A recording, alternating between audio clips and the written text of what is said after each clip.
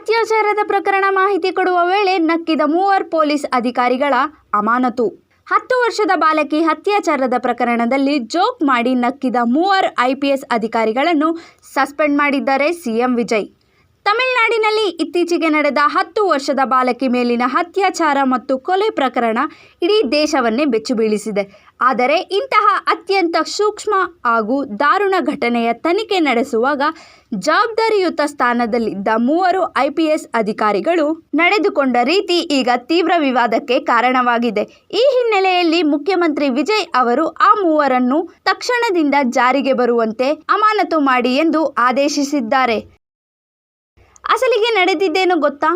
ಕೊಯಂಬತ್ತೂರು ಜಿಲ್ಲೆಯಲ್ಲಿ 10 ವರ್ಷದ ಬಾಲಕಿಯೊಬ್ಬಳನ್ನು ದುಷ್ಕರ್ಮಿಗಳು ಅಪಹರಿಸಿ ಅತ್ಯಂತ ಕ್ರೂರವಾಗಿ ಅತ್ಯಾಚಾರ ನಡೆಸಿ ಕೊಂದಿದ್ದರು. ಈ ಘಟನೆ ತಮಿಳುನಾಡಿನಲ್ಲಿ ಭಾರೀ ಆಕ್ರೋಶಕ್ಕೆ ಕಾರಣವಾಗಿತ್ತು. ಮುಖ್ಯಮಂತ್ರಿ ವಿಜಯ್ ಅವರ ಕಟ್ಟುನಿಟ್ಟಿನ ಆದೇಶದ ಮೇರೆಗೆ 3 IPS ಅಧಿಕಾರಿಗಳನ್ನು ಅಮಾನತು ಮಾಡಿದ್ದಾರೆ.